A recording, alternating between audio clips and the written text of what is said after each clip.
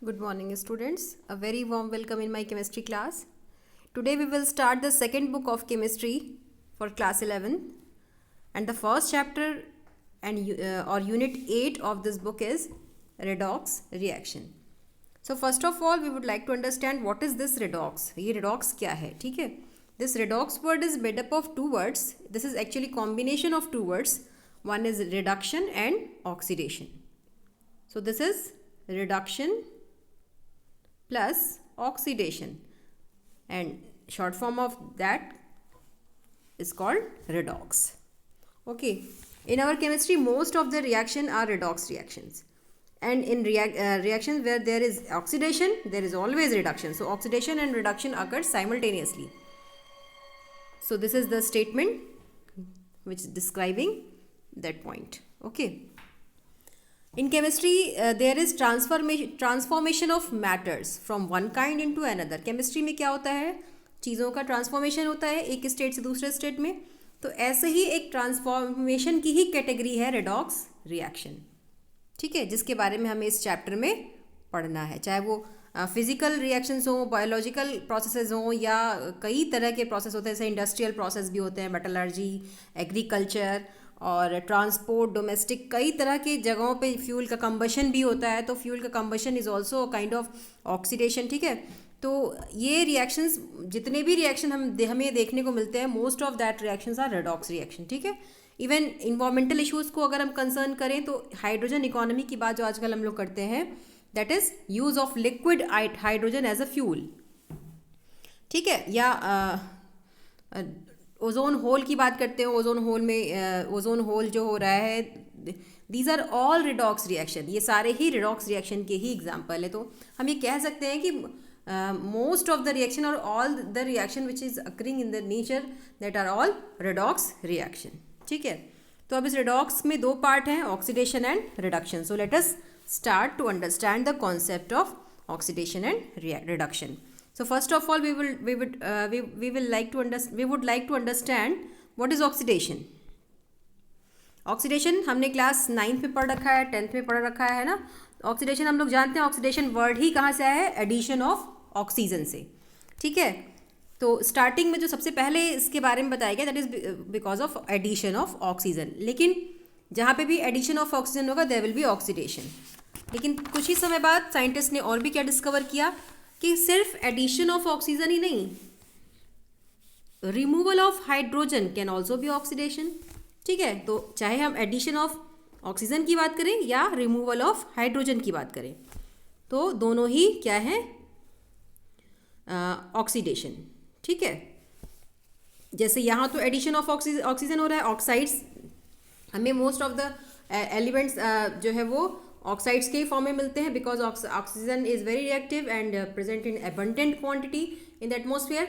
So most of the metal and other compounds, other non-metals combine with this oxygen and convert into oxide. तो ये क्या है, ये oxidation का ही example है, ठीक है. लेकिन इस रिएक्शन में क्या हो रहा है, मीथेन से कार्बन डाइऑक्साइड का बनना, there is removal of hydrogen, ठीक है. हाइड्रोजन रिमूव हो रहा है और ऑक्सीजन ऐड हो रहा है. तो removal of hydrogen can also be oxidation, ठीक है. लेटर ऑन साइंटिस्ट की नॉलेज जब और डेवलप होती गई तो केमिस्ट ने ये डिस्कवर किया कि सिर्फ ऑक्सीजन का ही एडिशन नहीं, बल्कि ऑक्सीजन हमें पता है इट इज़ इलेक्ट्रोनेगेटिव एलिमेंट, है ना. तो स्पिन माइनस चार्ज है, it is having the capability to attract the shared pair of electron, है ना. तो ये इलेक्ट्रोनेगेटिव एलिमेंट है. तो अगर हम एडिशन ऑफ ऑक्सीजन की बात कर रहे हैं, अगर addition of oxygen is oxidation, तो किसी भी इलेक्ट्रोनेगेटिव एलिमेंट का एडिशन भी क्या होगा, ऑक्सीडेशन होगा, ठीक है. तो जैसे फ्लोराइड, क्लोराइड, सल्फाइड, ये सब भी इलेक्ट्रोनेगेटिव एलिमेंट्स हैं, है ना. सभी पे माइनस चार्ज है, -1 है, किसी पे -2 है. तो ये इनका एडिशन भी क्या कहलाएगा, ऑक्सीडेशन. तो इसके लिए ये एग्जांपल्स दिए हुए हैं यहाँ. मैग्नीशियम का रिएक्शन विथ फ्लोरीन, यहाँ तो कहीं ना ऑक्सीजन है ना हाइड्रोजन है, फिर भी ये रिएक्शन क्या है, ऑक्सीडेशन है. क्यों ऑक्सीडेशन है, क्योंकि यहाँ पे इलेक्ट्रोनेगेटिव एलिमेंट का एडिशन हो रहा है, फ्लोराइड का, ठीक है. तो इलेक्ट्रोनेगेटिव एलिमेंट का एडिशन हो रहा है ना, that's why this is oxidation. ठीक है, अब बात आती है अगर एडिशन ऑफ ऑक्सीजन या any electronegative element is oxidation, then removal of hydrogen is also oxidation. Removal भी अगर हम किसी हाइड्रोजन का कर रहे हैं तो वो ऑक्सीडेशन है। We know hydrogen is electropositive in nature, तो अगर हम हाइड्रोजन का रिमूवल कह रहे हैं तो किसी भी इलेक्ट्रोपॉजिटिव एलिमेंट का रिमूवल भी क्या होगा, ऑक्सीडेशन। ठीक है, जैसे इसके लिए example K4FeCN6 is converted here in K3FeCN6। ठीक है, we know K4 potassium is electropositive है ना, तो K4 से K3 में कन्वर्ट हो रहा है, मतलब एक पोटेशियम आयन कम हो रहा है, रिमूवल हो रहा है उसका। This is removal of electropositive element, तो रिमूवल ऑफ हाइड्रोजन और any electropositive element is called oxidation. ठीक है, तो अभी जो हमने स्टार्टिंग में टेंथ की डेफिनेशन से स्टार्ट किया, वो डेफिनेशन हमारी और ब्रॉड हो गई। क्या हो गई वो definition? Oxidation is defined as the addition of oxygen और any electronegative element to a substance और रिमूवल ऑफ हाइड्रोजन और any electropositive element from a substance. तो ये हमारी ऑक्सीडेशन की डेफिनेशन हो गई, इसको आप लिखेंगे। ठीक है, तो पहले तो आप रेडॉक्स के बारे में लिखेंगे, फिर यहाँ ऑक्सीडेशन की डेफिनेशन लिखेंगे, और जितने एग्जाम्पल्स हमें मिलते गए इन सारे एग्जाम्पल्स को भी लिख लेंगे। ठीक है, इसी तरीके से रिडक्शन हम लोग जानते हैं कि these are vice versa phenomenon. Oxidation जो होगा उसका जस्ट अपोजिट रिडक्शन होगा, तो जो हमने ऑक्सीडेशन की डेफिनेशन देखी उसका जस्ट अपोजिट कर दें तो वो रिडक्शन बन जाएगा। जैसे यहाँ पे एडिशन ऑफ ऑक्सीजन था, वहाँ पे रिमूवल ऑफ ऑक्सीजन और एनी इलेक्ट्रोनेगेटिव एलिमेंट हो जाएगा, और जहाँ पे रिमूवल ऑफ हाइड्रोजन है वहाँ पे एडिशन ऑफ हाइड्रोजन और एनी इलेक्ट्रोपॉजिटिव एलिमेंट हो जाएगा, तो ये बन जाएगी रिडक्शन की डेफिनेशन। ठीक है, तो आप रिडक्शन की डेफिनेशन भी लिख लेंगे, यहाँ पे दी हुई है, यहाँ से आप रिडक्शन की डेफिनेशन लिख सकते हैं। ठीक है, अब यहाँ कुछ एग्जाम्पल भी दिए हुए हैं, देखिए यहाँ पे ऑक्सीजन का रिमूवल हो रहा है। ऑक्सीजन का रिमूवल क्या है? रिडक्शन। ठीक है, यहाँ पे क्या हो रहा है? FeCl3 से FeCl2 का बनना, मतलब किसी भी इलेक्ट्रोनेगेटिव एलिमेंट का रिमूवल हो रहा है ना। यहाँ पे FeCl3 था, यहाँ FeCl2 हो गया, यानी क्लोराइड आयन गया, और removal of any electronegative element is reduction, तो यहाँ रिडक्शन हो गया। ये यहाँ हाइड्रोजन का एडिशन यानी इलेक्ट्रोपॉजिटिव एलिमेंट का एडिशन। ठीक है, यहाँ भी SnCl2 SnCl4 यानी इलेक्ट्रोनेगेटिव एलिमेंट का एडिशन हो रहा है, तो इलेक्ट्रोनेगेटिव एलिमेंट का एडिशन क्या होता है? Addition of electronegative element is oxidation, यानी SnCl2 से SnCl4 जो बन रहा है ये ऑक्सीडेशन हो रहा है, लेकिन HgCl2 से Hg2Cl2 का बनना, दिस इज रिडक्शन। ठीक है, तो अब यहाँ इस रिएक्शन को अगर हम ध्यान से देखें तो इसमें दोनों ही चीज़ें हो रही हैं, ऑक्सीडेशन भी हो रहा है, रिडक्शन भी हो रहा है। ऊपर के रिएक्शंस में हमने नहीं देखा ध्यान से ये चीज़ें, लेकिन इस रिएक्शन में बिल्कुल क्लियर दिख रहा है कि यहाँ पे एडिशन और रिमूवल दोनों एक साथ हो रहा है, यानी there is oxidation as well as reduction. ठीक है, तो यही है हमारा redox reaction, because in reaction 8.11 simultaneous oxidation of stannous chloride to stannic chloride is also occurring because of the addition of electronegative element chlorine to it. ठीक है, तो ये oxidation and reduction always occurs simultaneously. ठीक है, and this is called redox. तो यहाँ से आप redox के बारे में लिखेंगे, एग्जाम्पल में आप ये रिएक्शन लिख सकते हैं। आगे बढ़ते हैं, यहाँ प्रॉब्लम नंबर 8.1 दिया हुआ है, इसमें आपको ऑक्सीडेशन रिडक्शन फाइंड आउट करना है। ठीक है, तो इन दोनों में तो बड़े आसानी से आप फाइंड आउट कर लेंगे, लेकिन जब थर्ड डायरेक्शन में हम फाइंड आउट करेंगे तो थोड़ा डिफिकल्ट होगा। ठीक है, क्योंकि सोडियम में 2 सोडियम आयन है और दोनों ही सोडियम आयन कन्वर्ट हो रहे हैं सोडियम हाइड्राइड में। ठीक है, तो अब ऐसी कंडीशन में हमारे लिए क्या मुश्किल हो रहा है?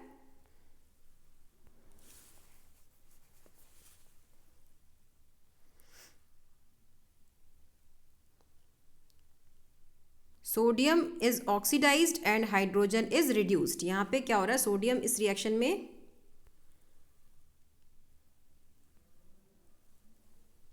ऑक्सीडाइज हो रहा है, ठीक है, और हाइड्रोजन इज रिड्यूस्ड। ठीक है, तो सोडियम आपको यहाँ देखने में लग रहा होगा कि सोडियम में तो कुछ हमें समझ नहीं आ रही है बात कि किस में कौन जुड़ रहा है ना। थोड़ा तो आपको लग रहा होगा किस में कौन जुड़ रहा है और किस में किसका रिमूवल हो रहा है, तो थोड़ा सा कन्फ्यूजन इस रिएक्शन से हो रहा है। तो यहीं से हमें ये क्लू मिलता है कि सिर्फ ऑक्सीडेशन, सिर्फ एडिशन ऑफ इलेक्ट्रोनेगेटिव एलिमेंट और ऑक्सीजन और रिमूवल ऑफ इलेक्ट्रोनेगेटिव एलिमेंट और ऑक्सीजन, ये कह देना ही काफ़ी नहीं होगा ऑक्सीडेशन रिडक्शन प्रोसेस को एक्सप्लेन करने के लिए। तो क्या और प्रोसेस और तरीके हो सकते हैं इनको एक्सप्लेन करने के लिए, ठीक है। तो दूसरा तरीका है इलेक्ट्रॉन ट्रांसफ़र रिएक्शन, यानी हम इलेक्ट्रॉन के ट्रांसफ़र से भी बता सकते हैं ऑक्सीडेशन और रिडक्शन को, ठीक है। जैसे sodium is forming sodium chloride, sodium oxide, sodium sulphide, 3 reaction है, ठीक है। तीनों ही रिएक्शन में sodium is losing electron and converting into sodium ion, ठीक है।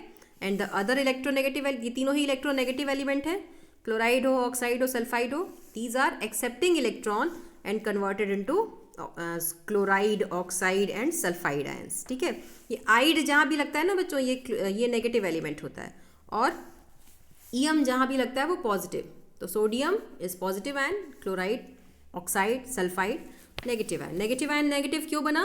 Because it is accepting electron. लेना, मैंने आपको बताया ना, लेना बुरी बात होती है इसलिए उस पर नेगेटिव चार्ज, देना अच्छी बात होती है इसलिए उस पर पॉजिटिव चार्ज, ठीक है। तो यहाँ देखिए आपको लॉस ऑफ इलेक्ट्रॉन और गेन ऑफ इलेक्ट्रॉन के फॉर्म में करके तीनों ही रिएक्शन में अलग अलग दिखाया भी गया है कि कहाँ पे लॉस हो रहा है और कहाँ पे गेन हो रहा है। जब भी इलेक्ट्रो पॉजिटिव एलिमेंट फॉर्म होगा यहाँ पे लॉस ऑफ इलेक्ट्रॉन होगा, इलेक्ट्रो नेगेटिव एलिमेंट का फॉर्मेशन होगा, there will be gain of electron, ठीक है। तो अब इसके टर्म्स में भी हम ऑक्सीडेशन रिडक्शन को डिफाइन कर सकते हैं, ठीक है।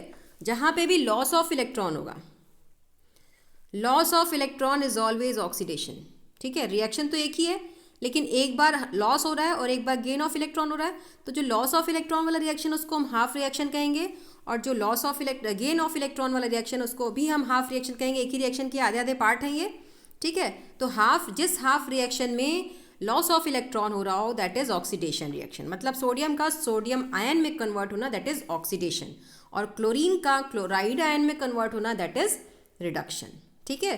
तो यानी इलेक्ट्रॉन के टर्म्स में भी, इलेक्ट्रॉन ट्रांसफर के टर्म्स में भी हम लोग ऑक्सीडेशन और रिडक्शन को डिफाइन कर सकते हैं। Oxidation will be loss of electron, reduction will be gain of electron, ठीक है। और आपको याद होगा क्लास 10th में आपने ऑक्सीडाइजिंग एजेंट और रिड्यूसिंग एजेंट पढ़ रखा था। तो जो भी हमारा ऑक्सीडाइजिंग एजेंट या रिड्यूसिंग एजेंट होता है वो जस्ट उस प्रोसेस का अपोजिट होता है, ठीक है। जैसे आप यहाँ पे हम बात किसकी कर रहे हैं? एजेंट की। एजेंट वर्ड कहाँ यूज़ होता है? अगर आप LIC एजेंट की बात करते हैं या किसी भी एजेंट की बात करते हैं तो क्या LIC एजेंट अपनी LIC करता है बैठ के? नहीं ना, वो दूसरों की LIC करवाता है।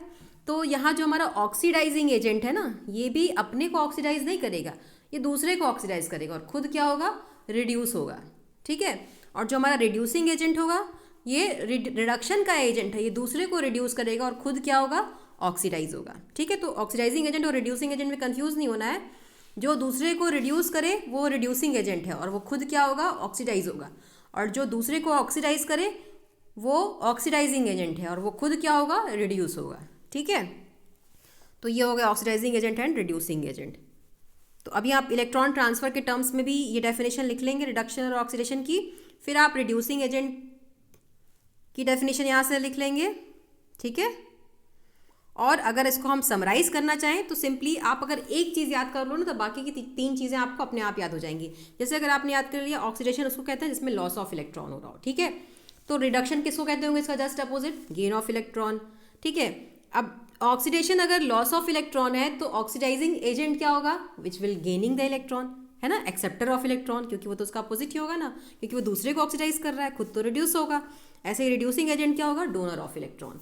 तो इसको भी आप समरी को ज़रूर लिखेंगे और इसको याद भी रखेंगे, ठीक है। अब आप इस रिएक्शन को इलेक्ट्रॉन ट्रांसफ़र के टर्म्स में अगर चाहें तो बहुत आराम से इसको एक्सप्लेन कर सकते हैं, क्योंकि sodium is converted into sodium ion, तो यानी there is loss of electron and this is oxidation, ठीक है।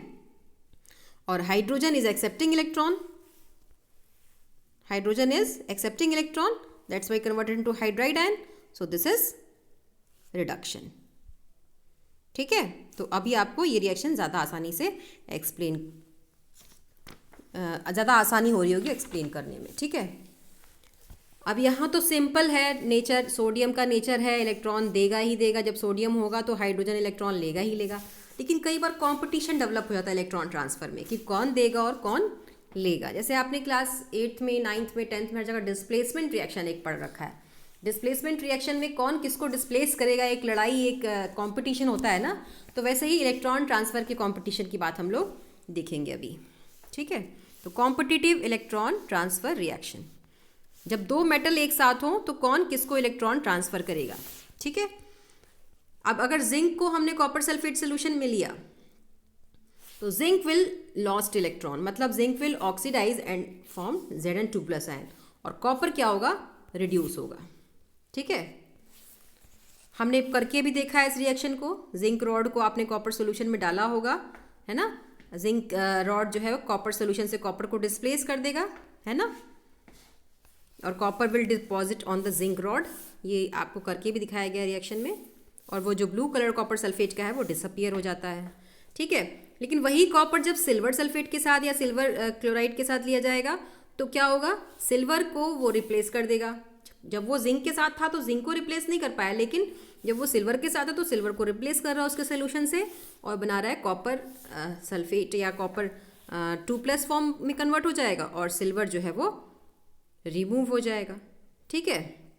तो यानी यहाँ ब्लू कलर डेवलप होगा because of formation of copper sulphate, क्योंकि कॉपर और सिल्वर सल्फेट आपने लिया था, तो कॉपर सिल्वर सल्फेट से सिल्वर को कॉपर ने डिस्प्लेस कर दिया और बना दिया कॉपर सल्फेट, तो ब्लू कलर अपीयर होगा और सिल्वर मेटल रिमूव होगा, ठीक है। So this is also an example of oxidation reaction, sorry ये भी रिडॉक्स रिएक्शन ही है। एक आयन रिड्यूस हो रहा है और एक आयन ऑक्सीडाइज हो रहा है, ठीक है। जो आयन ज़्यादा स्ट्रॉन्ग है वो हमेशा ऑक्सीडाइज हो रहा है। वैसे भी metals are always electropositive in nature. हम ये स्टेटमेंट हमेशा याद रखिए, metals are always electropositive in nature, मतलब इनकी इलेक्ट्रॉन डोनेट करने की टेंडेंसी होती है। ये इलेक्ट्रॉन दे करके पॉजिटिव आयन में कन्वर्ट होते हैं। तो जो भी मेटल यहाँ पे इलेक्ट्रॉन को डोनेट करके पॉजिटिव आयन में कन्वर्ट हो रहा है दैट इज मोर रिएक्टिव, वो ज़्यादा स्ट्रॉन्ग है, वो ज़्यादा रिएक्टिव है, उसका मेटालिक कैरेक्टर ज़्यादा है, ठीक है। तो यहाँ पे कॉपर का ज़्यादा है और जिंक और कॉपर के केस में जिंक का ज़्यादा था। तो क्या हम एक ऑर्डर इनकी स्ट्रेंथ का भी बना सकते हैं कि नहीं बना सकते हैं, कि जिंक और कॉपर में जिंक ने रिप्लेस किया कॉपर को, तो जिंक से ज़्यादा रिएक्टिव कॉपर है, और कॉपर और सिल्वर में कॉपर ने डिस्प्लेस किया सिल्वर को, तो सिल्वर से ज़्यादा रिएक्टिव कॉपर है। तो ये एक ऑर्डर हमें मिला इन तीनों रिएक्शन से, ठीक है। ऐसे ही एक ऑर्डर की एक सीरीज़ है that is called reactivity series. Metal activity series भी बोलते हैं उसको, या रिएक्टिविटी सीरीज़ भी बोलते हैं, या उसको उसी को हम लोग इलेक्ट्रोकेमिकल सीरीज़ भी बोलते हैं, ठीक है। तो वो सीरीज़ आगे जब आप 12th क्लास में जाएंगे तो आपको उसका यूज़ मिलेगा, ठीक है। तो आप ये यहाँ से कंक्लूड करके लिख लेंगे, ठीक है। अब इसी सीरीज़ पे या इसी मेटल की इसी रिएक्टिविटी टेंडेंसी और जो इसका ऑर्डर है उसी पे बेस्ड हम कुछ सेल्स बनाते हैं, ठीक है। दीज आर गैल्वानिक सेल, इनको क्या बोलते हैं हम लोग, गैल्वानिक सेल, ठीक है। इसमें इस रिएक्शन की जो केमिकल एनर्जी होती है या केमिकल रिएक्शंस से जो केमिकल एनर्जी मिल रही है हमें, that is converted into electrical energy, ठीक है। तो ये कौन सी सेल है, galvanic cell. Galvanic cell converts, galvanic cells are दो cells in which chemical reactions become the source of electrical energy. तो आप यहाँ पे गैल्वानिक सेल की डेफिनेशन भी लिख लीजिएगा। इसके बारे में हम इलेक्ट्रोकेमिस्ट्री चैप्टर में क्लास 12th में डिटेल में पढ़ेंगे, ठीक है। अगली चीज़ जो हमें पढ़नी है दैट इज़ ऑक्सीडेशन नंबर। अब ये ऑक्सीडेशन नंबर कहाँ से आ गया, ये क्या है। तो हमने पहले तो एक तरीके से डिफाइन किया, electro positive electro negative element के फॉर्म में, ऑक्सीजन हाइड्रोजन के फॉर्म में हमने ऑक्सीडेशन रिडक्शन को डिफाइन किया। फिर हमने इलेक्ट्रॉन ट्रांसफ़र के फॉर्म में किया, है ना। फिर मेटल की रिएक्टिविटी के फॉर्म में भी कुछ एक्सप्लेन करने की कोशिश की, और अब हम एक्सप्लेन करने की कोशिश करेंगे ऑक्सीडेशन नंबर के फॉर्म में। तो उससे पहले हम लोग ये जानेंगे कि ऑक्सीडेशन नंबर होता क्या है, ठीक है। अच्छा, ऑक्सीडेशन नंबर मेथड वहाँ हमारे लिए ज़्यादा यूज़फुल हो जाता है। देखिए, जैसे अब ये रिएक्शंस हमने ऊपर जितने भी रिएक्शन देखे सभी में हमें दिख रहा है आयनिक फॉर्म, मेटल का एक मेटल जीरो स्टेट से पॉजिटिव स्टेट में जा रहा है और एक आयनिक स्टेट से जीरो स्टेट में जा रहा है ना। तो ये हमें दिख रहा है, लेकिन कुछ रिएक्शन ऐसे होते हैं जहाँ कोवेलेंट कंपाउंड का फॉर्मेशन होता है। कोवेलेंट कंपाउंड का जब फॉर्मेशन होगा तो वहाँ पे हमें आयनिक फॉर्म दिखाई नहीं देगा। तो ऐसी कंडीशन में हम ऑक्सीडेशन रिडक्शन को पहचानने के लिए यूज़ करते हैं oxidation number method. This is the most important method of finding oxidation and reduction in a redox reaction, ठीक है। ये सबसे यूज़फुल, सबसे बेस्ट मेथड है ऑक्सीडेशन रिडक्शन को फाइंड आउट करने का, और ये कहीं फेल नहीं होता। बाकी के मेथड कहीं कहीं आपको फेल होते हुए दिखाई देंगे, लेकिन ये मेथड फेल जल्दी नहीं होता, कहीं नहीं होता। ठीक है, चलिए, तो ऑक्सीडेशन नंबर पहले हम लोग समझते हैं कि होता क्या है। ऑक्सीडेशन नंबर जो है वो ऑक्सीडेशन स्टेट है किसी भी एलिमेंट की। ठीक है, ऑक्सीडेशन स्टेट को डिनोट करता है ये। और ये फाइंड आउट कैसे होता है? It is finding it can be found on the basis of a certain set of rules. कुछ रूल्स हैं जिसके बेसिस पे इसको हम लोग फाइंड आउट कर सकते हैं। ठीक है, और ये रूल भी किस पे बेस्ड होता है? ये रूल भी इस बात पे बेस्ड है कि कोवेलेंट कंपाउंड में, कोई भी अगर कोवेलेंट कंपाउंड है तो उसमें जो ज़्यादा इलेक्ट्रोनेगेटिव एलिमेंट होता है that will always contain the bonded electron. हमेशा जो इलेक्ट्रॉन होगा वो किसी भी कोवेलेंट बॉन्ड में या कोवेलेंट कंपाउंड में ज़्यादा इलेक्ट्रोनेगेटिव एलिमेंट की तरफ बिलोंग करेगा। इस पे बेस्ड कुछ रूल्स हैं। ठीक है, अब वो रूल्स क्या क्या हैं देखते हैं। वो रूल्स हैं, एक तो अगर हमने अच्छा, उस रूल को समझने से पहले एक छोटी सी बात समझ लेते हैं। अगर कोई ऐसा कंपाउंड है जिसमें एक ही एलिमेंट जो है वो उसके दो या दो से ज़्यादा एटम इन्वॉल्व है, जैसे यहाँ ऑक्सीजन के 3 एटम, सल्फर के 2 एटम, सोडियम के 2 एटम, है ना, इसमें क्रोमियम के 2 एटम, सल्फर ऑक्सीजन के 7 एटम इन्वॉल्व हैं। तो अगर एक से ज़्यादा एलिमेंट इन्वॉल्व होते हैं, एक एलिमेंट के एटम्स इन्वॉल्व होते हैं, तो उस समय पे जो ऑक्सीडेशन नंबर होता है उस एलिमेंट का, that is average of that all the atoms. ठीक है, हर एटम के ऑक्सीडेशन नंबर का एवरेज होता है। ये बात आपको यहाँ समझ नहीं आई होगी, अभी थोड़ी देर बाद मैं इसको डिटेल में एक्सप्लेन करूँगी। उससे पहले आगे बढ़ते हैं, रूल्स के बारे में पढ़ते हैं कि ऑक्सीडेशन नंबर हम लोग फाइंड आउट कैसे करेंगे। ठीक है, तो इसके लिए 6 रूल्स दिए हुए हैं। पहले हम लोग उन 6 रूल्स को समझ लेते हैं। सबसे पहला रूल क्या है कि कोई भी एलिमेंट जब अपने फ्री और अनकम्बाइंड स्टेट में होता है, फ्री और अनकम्बाइंड स्टेट मतलब जैसे हाइड्रोजन का free state H2, oxygen O2, chlorine Cl2, sodium Na, Mg, ये इसका फ्री या अनकम्बाइंड स्टेट है। ठीक है, जिस फॉर्म में वो नेचर में एग्जिस्ट करता है, तब उस समय पे उसका जो ऑक्सीडेशन नंबर होता है दैट इज़ 0।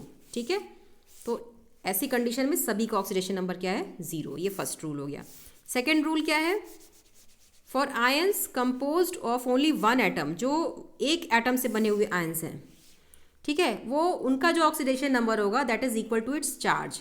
उस आयन पे जो चार्ज है उसी के इक्वल उस एटम का ऑक्सीडेशन नंबर होगा। जैसे सोडियम +1 होता है, हम जानते हैं, तो इसका जो ऑक्सीडेशन नंबर होगा वो +1। Magnesium we know this is +2, तो इसका ऑक्सीडेशन नंबर हो जाएगा +2। आयरन +3 +2, तो 2 ऑक्सीडेशन स्टेट हो गई, +2 और +3। ठीक है, क्लोराइड -1, ऑक्साइड -2, नाइट्राइड -3। तो अगर सिंगल एटम की बात हो रही है तो उस पर जो चार्ज है वही उसका ऑक्सीडेशन नंबर होगा। ये दिस इज सेकेंड रूल। ठीक है, थर्ड रूल क्या है? Oxidation number of oxygen in most compound is -2। Oxygen का नंबर हमें इसलिए फिक्स कर लेना पड़ेगा कि ऑक्सीजन के साथ ही ज़्यादातर कंपाउंड जो है वो एलिमेंट जो है वो कंबाइन करते हैं। ठीक है, बिकॉज ऑक्सीजन की रिएक्टिविटी भी ज़्यादा है और ऑक्सीजन एबंडेंट क्वांटिटी में प्रेजेंट भी है नेचर में। ठीक है, तो ऐसी कंडीशन में ऑक्सीजन का जो ऑक्सीडेशन नंबर होता है दैट इज़ -2, ये फिक्स्ड है। ठीक है, लेकिन इसके कुछ एक्सेप्शंस हैं, 2 जगह पे एक्सेप्शन है। पहला तो अगर ये ऑक्साइड के फॉर्म में ना हो बल्कि परऑक्साइड या सुपर ऑक्साइड के फॉर्म में हो, तो जब ये परऑक्साइड के फॉर्म में होता है तो परऑक्साइड आयन इज O2 2-। ठीक है, यानी O2 2- मतलब 2 ऑक्सीजन पे 2 माइनस चार्ज है ना, तो एक ऑक्सीजन पे कितना माइनस चार्ज? 1 माइनस चार्ज है ना। तो अगर इसको हम सिंगल एटम में देखें, दिस इज परऑक्साइड आयन, तो सिंगल एटम के फॉर्म में ऑक्सीजन पे एक ही माइनस चार्ज है ना, तो जब ऑक्सीजन परऑक्साइड के फॉर्म में होता है तब उसका ऑक्सीडेशन नंबर हो जाता है -1, अदरवाइज -2 होता है ऑक्सीजन का। ठीक है, और जब ऑक्सीजन सुपर ऑक्साइड के फॉर्म में होता है, सुपर ऑक्साइड का फॉर्मूला होता है O2-। अगर 2 ऑक्सीजन पे एक ही माइनस चार्ज है तो एक ऑक्सीजन पे कितना माइनस चार्ज हुआ? आधा माइनस चार्ज है ना। तो जब भी ऑक्सीजन सुपर ऑक्साइड के फॉर्म में होता है तो उसका ऑक्सीडेशन नंबर होता है -1/2। ठीक है, ये रूल्स आप लिखेंगे, 6 रूल। ठीक है, तो ऑक्सीजन हमेशा -2 के फॉर्म में होता है, लेकिन परऑक्साइड के फॉर्म में -1 और सुपर ऑक्साइड के फॉर्म में -1/2।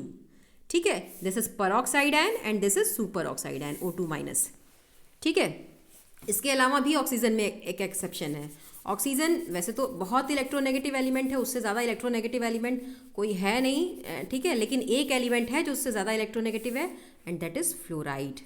तो जब फ्लोराइड आता है तब ऑक्सीजन को कॉम्प्रोमाइज़ करना पड़ता है और उस टाइम पे ऑक्सीजन को इलेक्ट्रोपॉजिटिव बनना पड़ता है, और वही कंडीशन होती है जब ऑक्सीजन की जो ऑक्सीडेशन स्टेट होती है ऑक्सीजन की वो प्लस के फॉर्म में होती है। ठीक है, तो उस तरह के दो कंपाउंड हैं, एक ऑक्सीजन डाईफ्लोराइड यानी OF2 और दूसरा है O2F2 यानी डाई ऑक्सीजन डाईफ्लोराइड।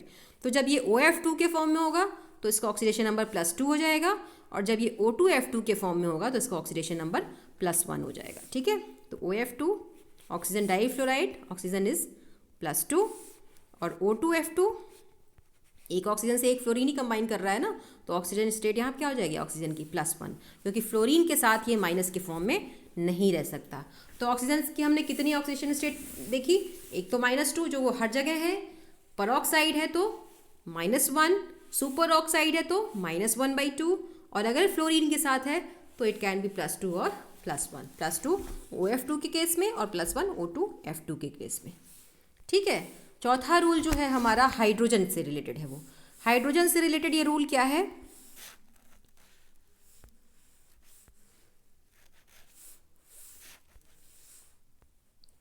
हाइड्रोजन से रिलेटेड रूल है, हाइड्रोजन की जो ऑक्सीडेशन स्टेट होती है वो मोस्ट ऑफ द टाइम +1। ठीक है, हाइड्रोजन इज +1, लेकिन अब यही हाइड्रोजन जब ज़्यादा इलेक्ट्रोपॉजिटिव मेटल के साथ आ जाएगा, मेटल के साथ आ जाए और बाइनरी फॉर्म में आ जाए, मतलब सिर्फ एक ही हाइड्रोजन हो वहाँ, binary metal in binary compounds, binary compounds मतलब जिसमें 2 एलिमेंट हो, जैसे लिथियम है, हाइड्रोजन है, मैग्नीशियम है, हाइड्रोजन है।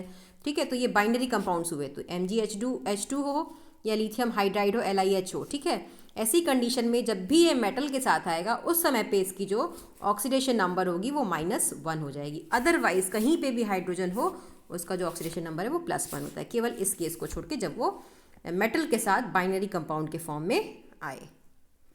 ठीक है, चलिए अब जो 5th रूल है, in all compounds fluorine has an oxidation number of -1। Fluorine का कभी भी नंबर नहीं चेंज होता, फ्लोरीन का हमेशा सिर्फ -1 ऑक्सीडेशन स्टेट है। लेकिन जो बाकी के हैलोजेंस हैं जैसे कि क्लोराइड, ब्रोमाइड और आयोडाइड, ये हेलाइड आयन के फॉर्म में है, यानी क्लोराइड, ब्रोमाइड और आयोडाइड के फॉर्म में है, तब तो इनका ऑक्सीडेशन नंबर -1 होगा। लेकिन अगर ये ऑक्सीजन से कंबाइन किए हुए हैं कहीं भी किसी भी तरीके से, ठीक है, तब ये ऑक्सो एसिड और ऑक्सो एनायंस के फॉर्म में होंगे, और उस समय पे जो इनकी ऑक्सीडेशन स्टेट होगी वो प्लस यानी पॉजिटिव फॉर्म में होगी, कई बार +7 तक होती है। ठीक है, कहाँ होगी ये हम लोग देखेंगे। ठीक है, ऐसे इसका एक एग्जांपल मैं आपको बताऊँ, HClO4। ठीक है, ऑक्सीजन का -2 × 4 -8। ठीक है, हाइड्रोजन +1, तो -8 में से +1 घट गया तो क्या बचा -7। ठीक है, और ये जो टोटल कंपाउंड है दैट शुड बी न्यूट्रल, तो इस -7 को बैलेंस करने के लिए हमें +7 चाहिए, so the chlorine will contain +7 charge here. ठीक है, अब ये समझ नहीं आया होगा, बात करेंगे तो समझ आ जाएगा आपको। चलिए आगे बढ़ते हैं। लास्ट रूल जो कि सबसे इंपॉर्टेंट रूल है वो क्या कहता है कि जब भी हम किसी एलिमेंट का ऑक्सीडेशन नंबर फाइंड आउट करते हैं, ठीक है, तो जो जितनी, जैसे आप कोई भी कंपाउंड लिख रहे हो NaCl, MgSO4, अगर वो न्यूट्रल है, ठीक है, तो उसमें जितने भी एलिमेंट इन्वॉल्व हैं सभी एलिमेंट का ऑक्सीडेशन नंबर उनका एल्जेब्रिक सम का मतलब पॉजिटिव और नेगेटिव को ध्यान में रख करके वो सम किया गया हो, तो टोटल जो ऑक्सीडेशन नंबर आना चाहिए वो 0 आना चाहिए। ठीक है, मतलब the algebraic sum of the oxidation number of all the atoms in a compound must be 0। ठीक है, लेकिन अगर हम किसी पॉलीएटॉमिक आयन की बात कर रहे हो जैसे कि सल्फेट आयन, कार्बोनेट आयन, तो जब हम इनमें किसी एलिमेंट का ऑक्सीडेशन नंबर निकाल रहे होते हैं तो जो टोटल आयन का जो ऑक्सीडेशन नंबर होता है that will be equal to the charge present on that ion. जैसे कार्बोनेट के केस में that will be equal to -2, sulphate के केस में that will be equal to -2, phosphate के केस में that will be equal to -3। तो ये rule सबसे इंपॉर्टेंट है, यही हमें हेल्प भी करेगा ऑक्सीडेशन नंबर को फाइंड आउट करने में। ठीक है, तो बच्चों वीडियो लंबी हो रही है, वैसे तो मैंने सोचा था कि मैं ऑक्सीडेशन नंबर फाइंड आउट करना भी आपको बता दूंगी और इससे ऑक्सीडेशन रिडक्शन को एक्सप्लेन भी कर दूंगी आज, ताकि कल हम लोग टाइप्स ऑफ रेडॉक्स रिएक्शन और बैलेंसिंग देख सकें। पर मुझे लग रहा है कि ये वीडियो लंबी हो रही होगी। आप यहाँ तक 6 रूल तक याद करके और 6 रूल तक लिख करके मुझे दिखाइए। मेरी जो नेक्स्ट वीडियो होगी that will be related with the finding out of the oxidation number and redox reaction in terms of oxidation number and types of redox reaction से रिलेटेड होगी। और उसके बाद जो हमारी लास्ट वीडियो होगी that will be related with the balancing of reactions. ठीक है, तो आज के लिए इतना ही। इसको ज़रूर रिवाइज करिए, समझिए और चीज़ों को कोई प्रॉब्लम हो तो ज़रूर डिस्कस करिए। That's all for today. Thank you very much.